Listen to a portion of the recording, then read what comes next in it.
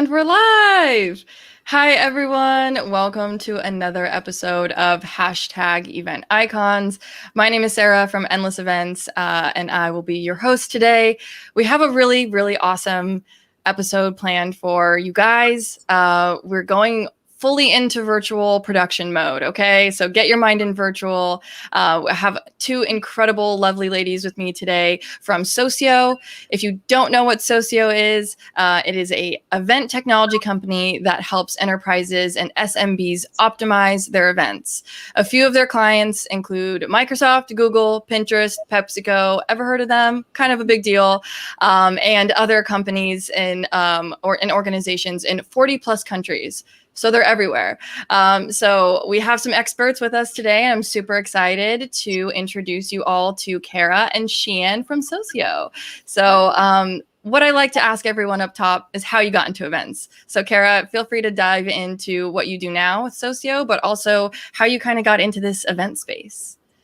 Absolutely. Thanks, Sarah. So excited to be here. I'm Kara Gladish, manager of customer experience at Socio. And I previously wasn't really in the event space before finding Socio. I had my own business called Kahunify. I did digital marketing consulting and web design, but I wanted to be a part of something bigger, join a team, find something new, and heard about Socio, and new events are just so exciting. So I became Socio's customer success manager until just a couple of months ago.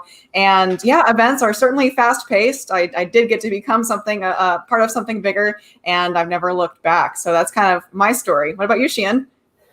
Hey everyone, so my name is Sheehan Ramey and I have been at Socio for almost 2 years. I also actually kind of fell into the events world right out of college. I didn't really know what to expect, but so far it's been awesome. Been doing events for 11 years now, and I feel like, you know, having that experience with every different event being unique, working with so many different event planners and organizers, and really just seeing that whole vision come to life. So just being with Socio and what we've been able to accomplish and working with amazing customers, we're very, very grateful for that. I am the project manager team lead, and I've been with the professional services department for the last year or so. And I started out actually in support, helping customers there at Socio. Very nice. Yeah, both of you have very different backgrounds. That's something that I see all the time on this podcast. The fell in thing, people say it all the time. People just fall into events, so it's great. But really it leads to just, I think, more exciting innovation. Everyone comes with just such different backgrounds. Kara, you didn't even know you ran your own business. That's so impressive. You're kind of holding that out on people. So I'm glad you got to flex that a little bit. But yeah, it just makes for, I think, a better overall experience when people are coming from all over. So really cool stuff. So I just definitely wanted to kind of start up top with, obviously our topic today is the nitty gritty of virtual event production. I think a lot of people have maybe this idea of virtual event production in their head, or even just virtual events. We've been going through this virtual kind of revolution, if you will, for the last year and a half.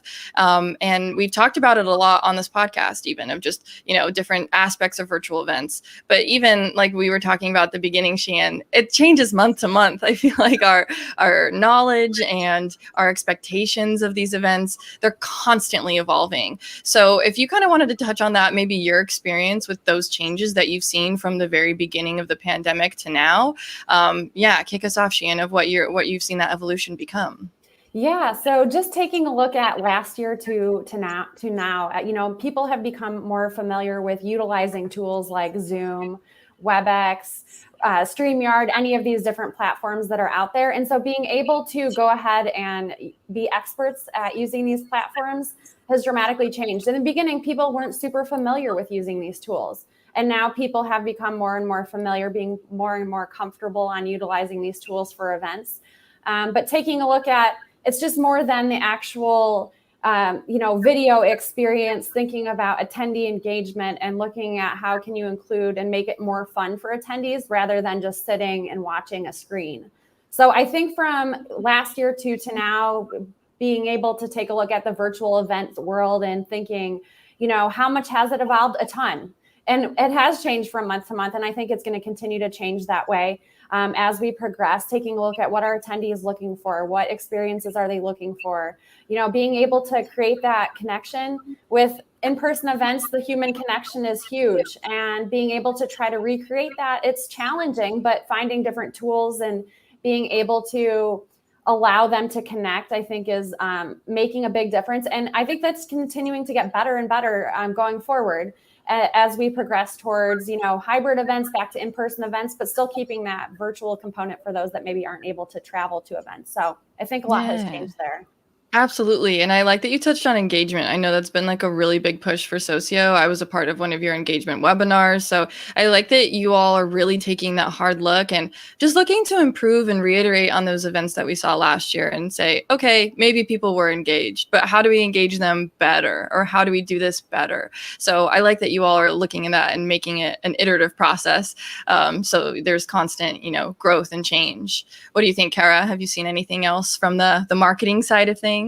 Yeah, I think we're in a really exciting time for the technology. I mean, think of like the Mad Men era where you had some other department that made your slides, your presentation, and then PowerPoint came along, right? Now we can all do that.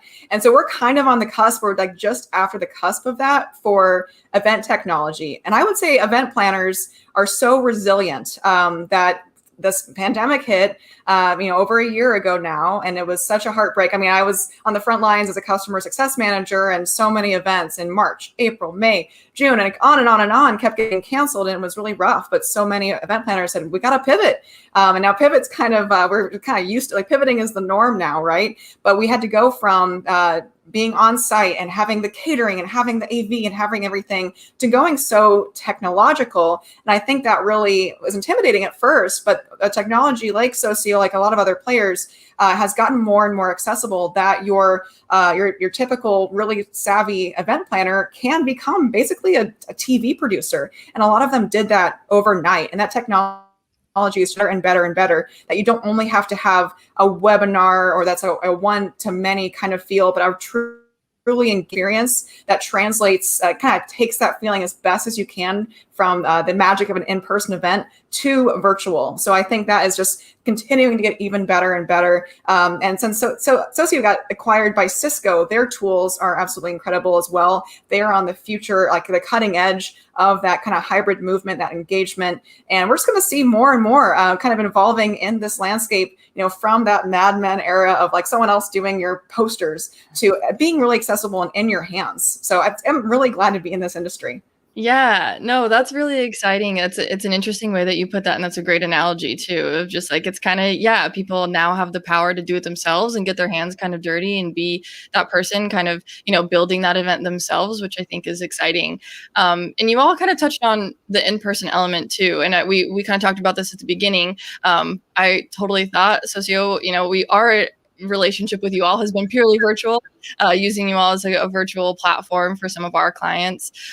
So yeah, if you kind of want to touch on that, where the origin comes from or your involvement with the in-person experience as well, and maybe some of those key differences that you're seeing between those two. I know obviously the pivot, we wanted to put it to rest, but unfortunately with variants and everything coming out, it's kind of this ping-ponging back and forth. So what's the kind of role that you're seeing now between, these event planners that have to now think on their feet yet again, and how that, kind of is going to play out in the future? Yeah, I just had another event that got canceled. So it's like this again. So it's so heartbreaking, but luckily Socio is here to help with that pivot. So yeah, Socio's origin was as a kind of a networking tool. And we were really hitting our stride as a mobile event companion app. And then the pandemic hit. And yeah, like everyone else in the industry, we had to pivot pretty fast. And I give so much kudos to our product team who did that. Not only having the cool tools out there, but doing them really well. And our suite just got more and more and more powerful.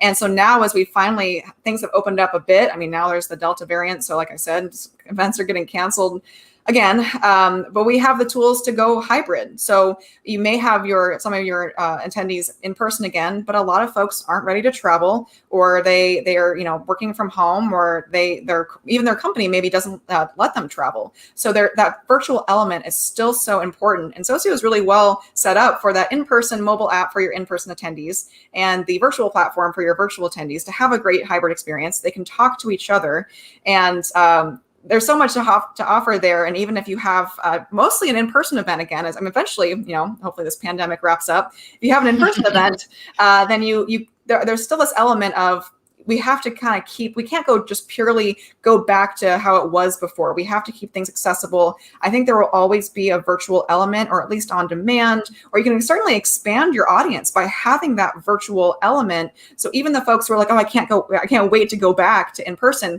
they can still have a virtual ticket. And Socio allows that. A lot of tools allow that. And it kind of expands your audience in ways we never thought of before the pandemic.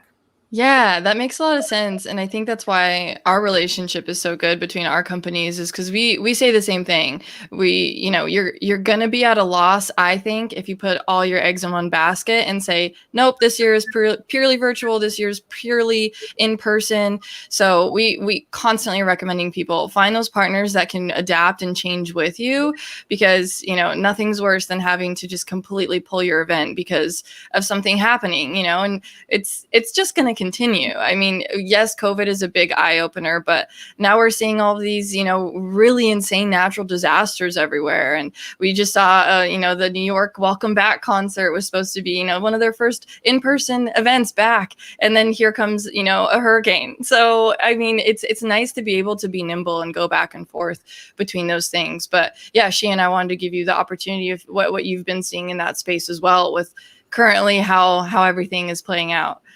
Yeah, just to echo what Kara said, being able to quickly think and then plan in advance. I mean, as event planners, of course, we're always planning, right? That's just kind of our mindset.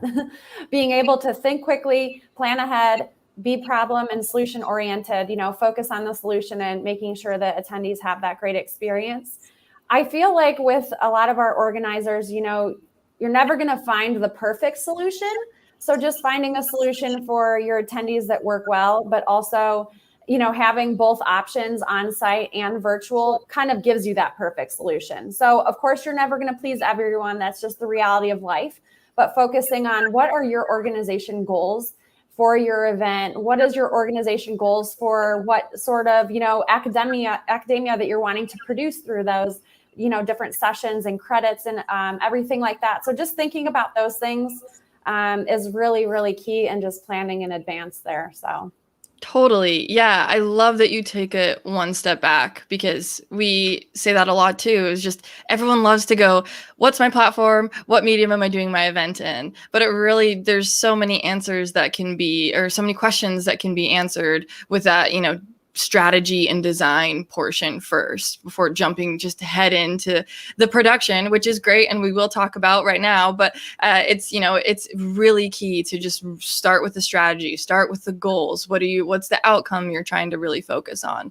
So I love that you're echoing that philosophy too, because unfortunately, I feel like we're sometimes just diving right into the finish line when there's so much more to be done beforehand. So I do want to get into our topic. It is about production. So we will go into that third stage of what we recommend people start with. But yeah, I know, Sheehan, you're the project team lead for Socio. So my biggest thing that I want to ask is, we hear it sometimes of just, the misconceptions of virtual production. So if you could share any of those insights of things that you've seen, people have a misconception or a different idea of what virtual production looks like. One of them that we hear all the time is, oh, it's got to be really easy, right? You just upload a video and press play. And we all know, well, I know now that it's so much more than that. So if you could share some of those kinds of things that you've been hearing and seeing in the production world, that'd be awesome. Yeah, Sarah, you're so correct on that. I mean, back last year, it was always like, okay, this is going to be so easy. Let's just put a Zoom up on, or, any sort of platform on the screen and just have attendees join that. Not knocking any of those things, because those were really important right in the beginning stages. But when it comes to production, it does take more than just that. It does involve planning in advance, of course, going back to the planning there, thinking about what your goals are for those sessions, but also thinking through, line item by line item, who's going to go where and when. You think of an in-person event and you think, okay, on the stage, who's behind the stage, who's helping mic up the speaker, who's helping make sure the attendees get into the room okay. I mean, there's a ton of logistics on site when you're helping attendees there, and you do need to focus on this very similar experiences when it comes to virtual events. So when it comes to virtual production, thinking about, okay, what is the attendee experience when they click into that session? Will they have music welcoming them? Will they have a welcome screen or a layout that's just kind of covering the whole screen, welcoming them to the right place? They might be clicking into the session and be like, am I in the right place? Like, I have no idea. It's a virtual event. So focusing on those sort of things when it comes to production, thinking about the start to finish experience for each session is incredibly important. Thinking throughout the transitions. So of course, using different tools where you're able to have those nice smooth transitions for the different speakers, involving Q&A, like how is this all going to flow? Think about this through this in your head, and then focus on, jotting it down, keeping a Excel doc or whatever you want to do there, but having it line item by line item. We're very used to doing that for our webinars with Socio and executing those. And we definitely recommend that to all of our customers when it comes to executing sessions virtually. Like, you think through the start to finish experience and have that production schedule ready to go, and practice it too. Make sure that you've gone through it, you've rehearsed it. You're not doing it just for the first time when you're first running that session. Yeah, that's all really great insight. I definitely have seen that with your all webinars. You guys are so good at that. There was, just like everything was really just perfectly run down, and, exactly who's going to come on at what time. And those transitions really were all there. And you make such a good point. Why are we so good at picturing it with in person? Like all the inner workings. You may not be thinking of it when you're watching, the keynote speaker on the main stage, but more or less that there's things going on behind the scenes. You can see the table in the back of the room that's helping with all of the AV. So it's really interesting that because we now reduced our events to kind of like this 2D on a screen, everyone just thinks, oh, we're going to reduce our production to like this very flat thing, which it very much is not. So I think that's a really good point to make. And then Kara, I know you're more on the marketing side of things, but you're very close to clients as well. So is there anything that you're kind of hearing with some more of these misconceptions about what really goes into virtual production? Yeah, I would say, I did say previously that I think the tools and technology are more accessible to a wider audience. But thinking about an in-person breakout session, like maybe you have just the speaker and then just a moderator and maybe one AV person, you may need more people involved when it's virtual. In Socio's case, we are so lucky to have a team of absolute experts with Sheehan and her professional services team to be the behind the scenes for us, because I've learned from a personal experience, it's hard to be an MC and the QA moderator and doing the camera 1, camera 2 kind of thing. So you really do need some more help behind the scenes. As Sheehan said, transitions are so difficult. I remember the first webinar we kind of did this season back in March. We knew all the content that we wanted to do, the different pieces. And I do recommend too that, people, especially now, are getting a little bit virtual evented out. So we like to do really kind of snappy schedules, kind of shorter segments, have a lot of different speakers and video clips. But those transitions really are tough. Like, okay, we have all this content, but you can't just go from one thing to the next. You have to kind of transition, just like you would have, music on stage as someone is walking on. So a lot of those pieces you do have to kind of shift. And like I said, kind of think a little bit like a TV producer, but a lot of those skills from in person really do translate to virtual. And there's a lot of really fun stuff you can do. And yeah, luckily, it takes a village, but the outcome can be really, really awesome. Yeah, no, totally. I just even remember it made me think of my first event icons that I did on StreamYard. And if any of you out there have used StreamYard, it's pretty intuitive. But yeah, when you're talking, trying to manage who you're talking to, also switching in between the different camera angles and making sure your settings are right and you look okay and everyone else looks okay, it really is a lot. So that's a great point as well, that, there's more people and it does take that village to make something happen. And we've heard that many a times, that it's more like a TV production if you think about it. So that's a great point as well.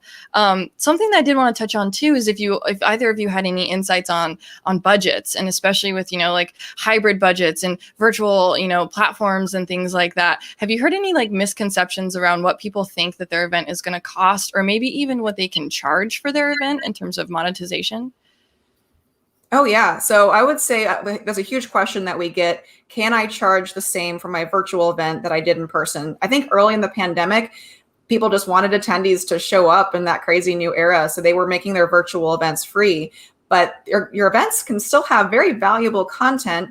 We found people are definitely willing to pay for them. So we like to say, people can still pay for a ticket, and they're saving money. They're not flying anywhere. They're not getting a hotel. They're not paying for the meals. And of course, on the event organizer side, you're not paying for catering in the case of a virtual event or in a hybrid event. I mean, I would say everything depends on your production level. Hybrid events are kind of the best of all worlds and maybe the worst of all worlds as far as your budget. If you do want to have really nice production, because we do recommend having an AV team. So you're kind of planning an in-person event and a virtual same time. So there can be a really big range based on the needs of your audience, how many people are involved, what production level that you want. But again, like the tools are just making that production level more and more attainable. But we have found the hybrid event that Socio did earlier this year, we did have an AV team.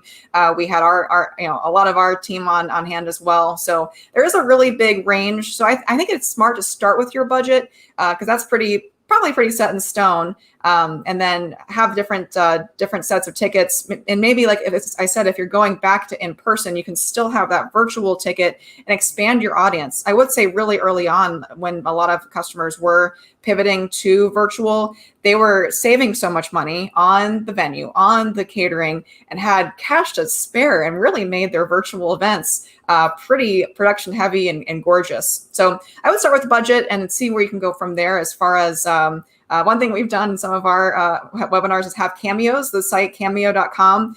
So you can kind of do some fun things like adding that production, kind of some prize factors based on your budget and that production value you want. Totally. Yeah. The devil is in the details. I definitely think so. So if you can kind of, pinch your budget or expand it a little bit more in those detail areas, I think that's always really exciting for attendees. Yeah. Sheehan, do you have anything else, either budget related or other just things that people maybe aren't thinking about when they're thinking about event production and in the virtual space? Yeah. I mean, kind of going to the budget talk there. Many people think, you don't have to spend a ton for a virtual event. But again, it does take some money to just make sure that you have a great experience for your attendees. So just echoing what Kara said, definitely go in with the budget there and talk about and think about those things in advance to ensure that you're able to have that great experience for the attendees. I know that we've seen a lot of our customers actually send over those cool little boxes that have fun little items in there, whether it be geared towards the event itself. Like, we've seen speaker boxes or attendee boxes, creating that excitement, whether it have cookies or candy or some loungewear or any sort of gifts with the logos and stuff like that. So we've seen a lot of that sort of stuff. And again, that does take a little bit of your budget, but it creates that great experience for your attendees when they are at home and they're able to, watch the production itself. So just thinking through those things in advance, I think is really, really important. Yeah, I even got a box from you all, a little coffee themed box after speaking at one of your events. So it was really awesome. And yeah, I don't even know if I officially had the chance to thank you all, but that was just so cool and very, very just sweet, and the details were there and it was really awesome. So I just loved you guys that really focus on that. Beyond like those little extras, is there maybe something that when you're talking to clients, there's, either a line item or something that just commonly gets maybe forgotten about, or something that you think people should spend more time thinking about? Because we notice that sometimes where, either if it's the speaker that people are thinking about, or, just different types of those production elements. Do you all see any of that when you're kind of sitting down with your clients as well? Yeah, I can jump in there. So when it comes to really training, okay, so let's take a look at training your speakers and training your audience or your attendees for your virtual event.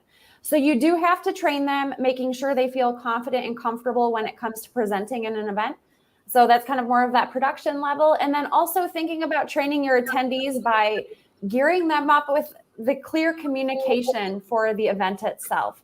So how are they going to join the event? How are they going to connect with attendees? I think oftentimes we'll have people send out an email just saying, hey, join the event at this time and this date. Obviously they signed up for the event, so they paid the registration fee, they have it on their calendar, but having that clear communication for attendees and for speakers, for staff, for your team, making sure everyone's on the same page. And again, it goes back to that clear communication, taking a step back. What are the logistics when people are going to go ahead and, work together?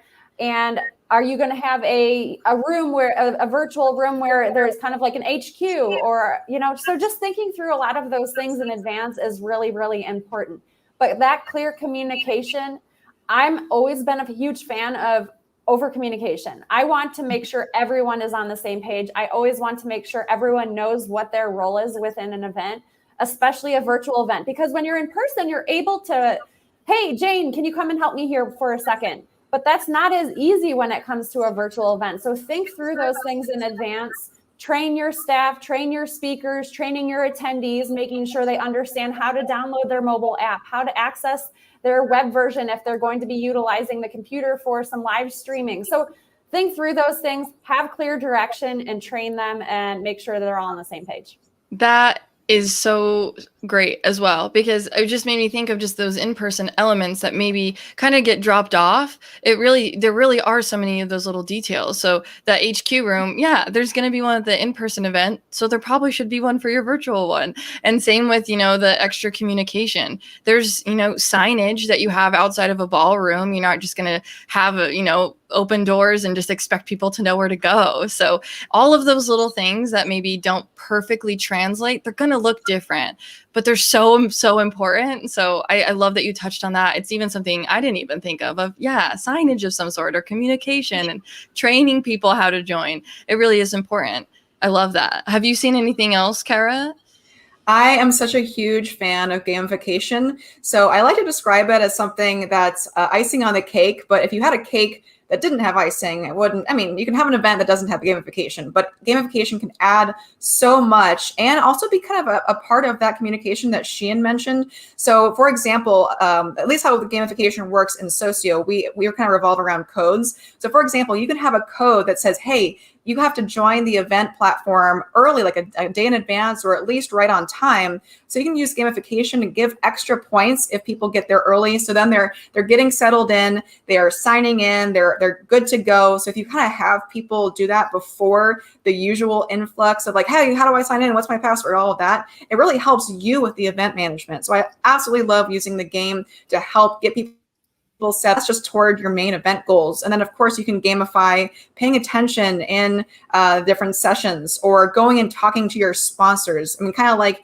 translating that, the usual passport thing, like go to all the booths, but you can do that virtually with, hey, you get a code every time you go to these different virtual booths for our sponsors. Sponsors love it. And attendees really love competing. We've found that even orthodontist conferences, you think, some audiences that you don't really think would get competitive, people get competitive. The game can always be so key. It's always a huge hit. And I think that's a major piece of what helps attendees say, that was really fun. That felt like in person, not just a bunch of content, a bunch of one-to-many videos. That's really key. I'm a huge fan. No, that is amazing. Yeah, I know when we talked about, I was like, Kara, we have to have you on Event Icons. What are we going to talk about? And you're like, I could talk about gamification for a long time. So we might have to have you back for a separate gamification episode.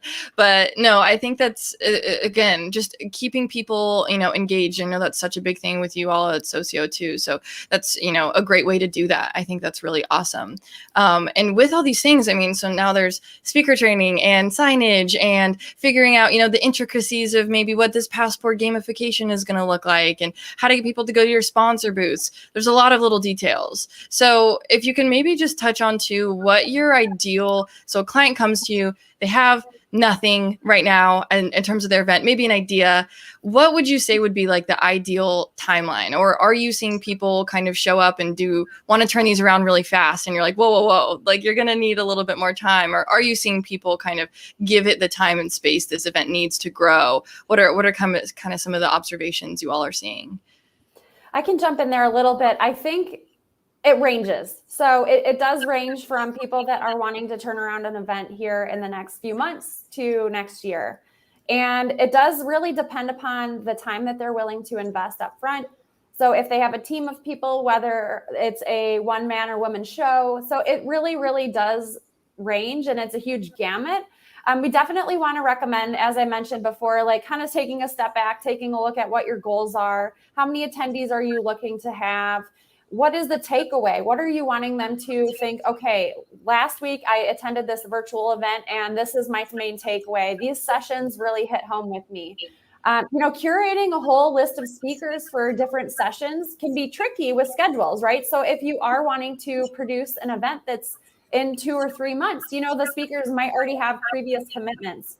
So thinking about those people that you want to have involved in the event and their scheduling and their ability to join you for the event can be a little bit tricky when you're wanting to turn around fast. Now, if it's a little bit farther out, it does give you a little bit more flexibility. You're able to set that date. Hopefully they're available for the event itself and you're able to execute appropriately. But it really does it's determined by how many people you have on your team. If it's just you running the show, if you can have volunteers, going back to the thing with virtual events take more than just one person being able to run the show. It does take help and assistance being able to execute the show. So, Kara's done a fabulous job when she's running webinars and she's helping, chat within the attendee chat and everything like that.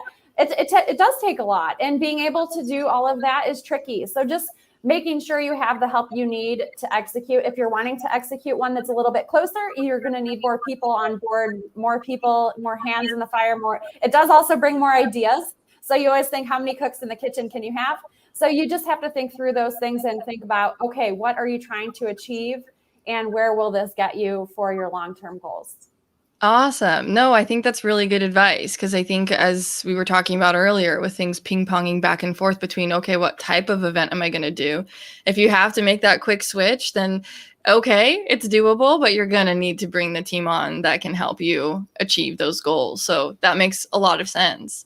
Kara, do you have anything else to add about timelines or any tips for people on when to start thinking about these little details? Yeah, I echo a lot of what Sheehan said. I do think time is a luxury. We definitely have had customers who need to put on events very fast, and Socio's tools help you do that fast. I mean, it's possible to build an event in a very quick timeline, but of course, the more time you have, the more you can kind of go beyond the basics of an event and do that gamification and have some cool cameos or other just fun touches that make that event the next level kind of experience. So absolutely, you can do it in any time frame that you need to, but we have customers who are that fast time frame, or the ones that in this crazy landscape are cautious. I mean, back in mid 2021, I had customers who said, yeah, we know for 2022, we're going to be virtual. And I was like, I haven't even thought about 2022 yet. But I mean, it was a safe bet, and it's turned out to be a pretty good call. So when you have that timeline, you can think virtually and that long of a timeline, or maybe you're planning on hybrid, but in case something in the world is not in your favor, you do have that virtual element to fall back on. So time is just a beautiful luxury. And if you can swing that, then you're just going to have more time to put all those fun details into your event experience. Yeah, no, that's so true. I feel like if you leave it to the last minute, it only takes a minute, but then you don't get all the exciting things to do. So I like that you are urging people to kind of think about it more. And people that are talking about 2022, it's crazy. It's already right around the corner. We're like halfway through this year. It'll be here before you know it. So yeah, thank you, ladies. I think you both shared so many amazing tips. I do want to let you both have the last word. If people listening were to take one thing away from this, one tip that you would leave resonating with event planners, what is that tip that you would share with them? Kara, you want to jump in? Yeah, Socio's customers are amazing. I've loved working with so many of them. And I think if anyone can continue to be resilient and innovative in this crazy world we are still in, it's going to be them. So we have done this pivot. We may have this next wave with a couple more cancellations or pivots having to happen, which is a heartbreak. But I think event organizers, event professionals are the ones who can make an incredible experience even with the non-ideal circumstances. So I think that the industry, the technology, the ideas are still just going to keep evolving, and event professionals are going to be the ones to help push that. So even if we do have to stay virtual, I think virtual is really fun. I mean, I've been in my basement here for, 16 months now, no end in sight, but the virtual events, you can still get so much warmth, so much fun out of those. So even if that's the reality we're in, there's still so much we can do with that and have fun with it. Awesome. I love that. Sheehan? I totally agree with Kara when it comes to the virtual event experience, and then event organizers in general just being so nimble and everything like that. So hats off to you all, doing an amazing job. One thing that I think that's really important and somewhat forgotten, but also was mentioned actually on a previous Event Icons episode, is just taking care of yourself. So your health and well-being. I know the guidebook and everything like that, really focus on taking care of yourself, and then also letting it transpire to your attendees. Taking a look at sessions that go back to back for 9 hours is challenging for your attendees. So allow for those breaks within your schedule for your attendees, having them have lunch, get up and go to the restroom, water, taking a walk, things like that is forgotten a lot, I think.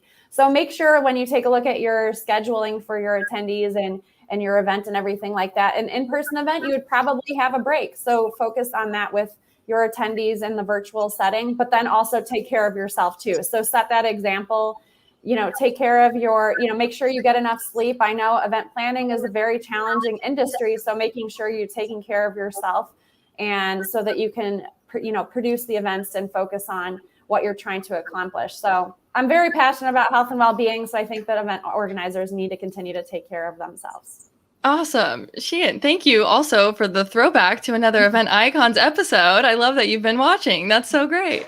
Yeah, definitely an important thing. And I think just one thing that I learned from both of you of just this entire episode is really the translation between that in-person to virtual. I think, that pivot, like we all talk about, happened really, really quick. But now that we have that, a little bit more time and to evolve and do better, think about those tiny little details from in-person that maybe you left off and didn't get translated over, and translate them over. So yeah, I learned so much from the both of you. Thank you so much for joining me and sharing all of your infinite knowledge and wisdom about production and virtual events. For people who are tuning in and want to be able to find out more about Socio, I'm putting in the chats right now for Facebook, YouTube, and Periscope, socio.events for anyone else who isn't getting the chat. That's where you can go to find more information. If you want to plan virtual or even, that hybrid in person as we get back to it. We don't know what the future will hold quite yet. But yeah, again, thank both of you so much for being on here with me. And we will have to have you back soon. Thanks so much, Sarah. Thank you, Sarah. Thanks. Bye, everyone.